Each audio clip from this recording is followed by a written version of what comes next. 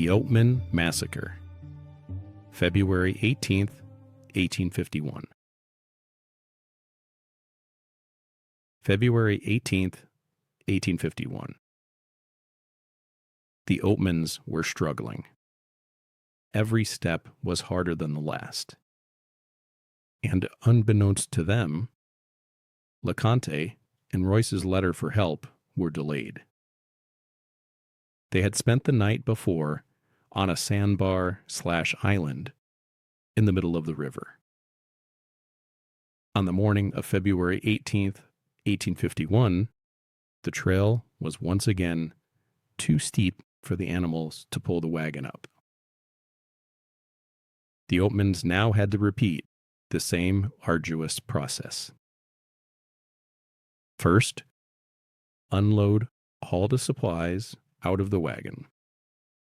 Then, help pull the pathetic animals and the empty wagon up to the top, before making several trips back down to the bottom to carry all the supplies up to the top, just to repack them once again back into the wagon until the next place that was too rocky, too muddy, or too steep. Hungry, tired, probably dealing with a variety of ailments, this must have been exhausting and demoralizing. Despite these difficulties, I like to think that maybe the Oatmans worked together as a team, as a family unit, to get through these hardships together. We are here recording this in February, the 18th actually. Not a coincidence, of course. And we've been working in the area all day today. So now it's late in the afternoon and the sun will be setting soon, around 6 or 6:30. The warm day temperatures are now much cooler. So some of us have light jackets or hats on, and our shadows stretch 50 feet long as the sun drops in the western sky. In the afternoon of February 18th in 1851, the Oatmans were right here, not far from the modern signage and where you'll soon be parked, preparing for their evening meal when Lorenzo spotted 15 to 20 Indians coming up the trail behind them from the northeast. Think about that pump of adrenaline. Quick, what do you do? What do you do?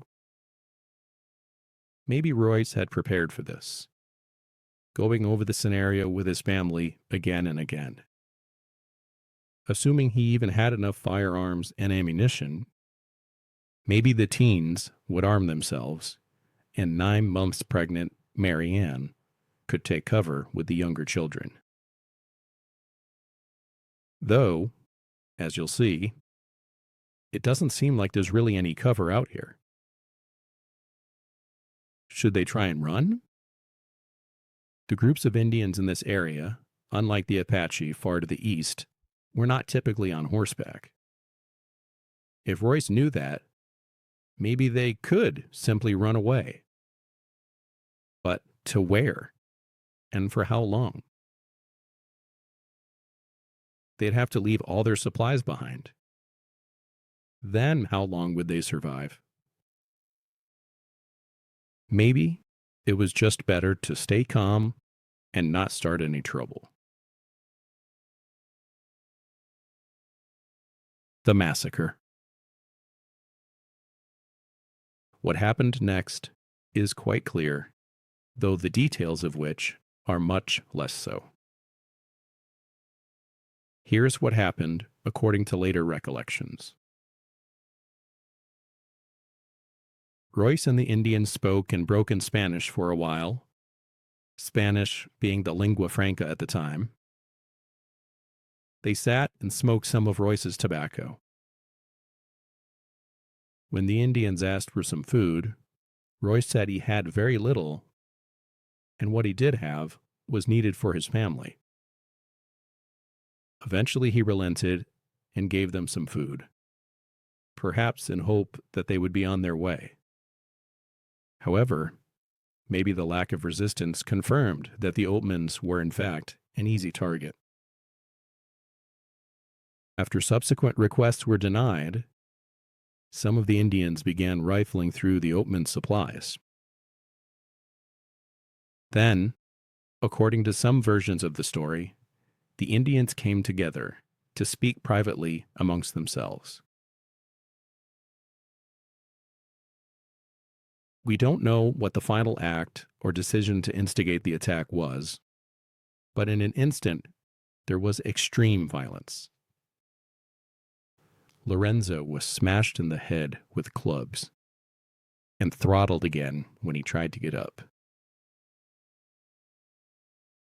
Olive briefly lost consciousness, whether from being struck or fainting at the sights and sounds of her family being beaten to death. It's unclear. This wasn't the movies where things are choreographed, quick, and clean. It would have been loud and ugly, desperate and messy for several minutes. Any cries for help didn't make any difference.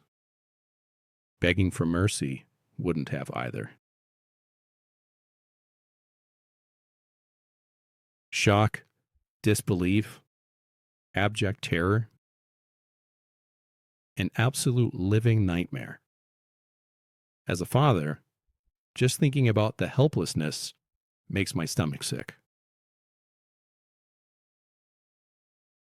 I've read a lot of woulda, coulda, shoulda about the attack. Reports have it at 15 to 20 men in the group. That's a lot of men. A lot of men, we now know, looking to do harm.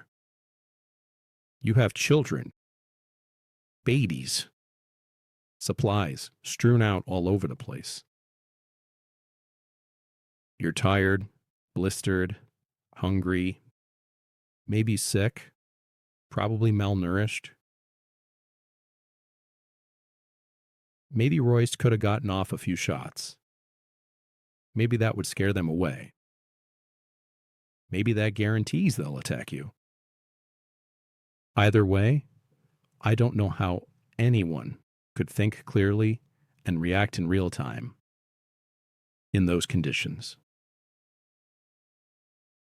For the Oatman family, it was all gone in a few agonizing and horrific minutes.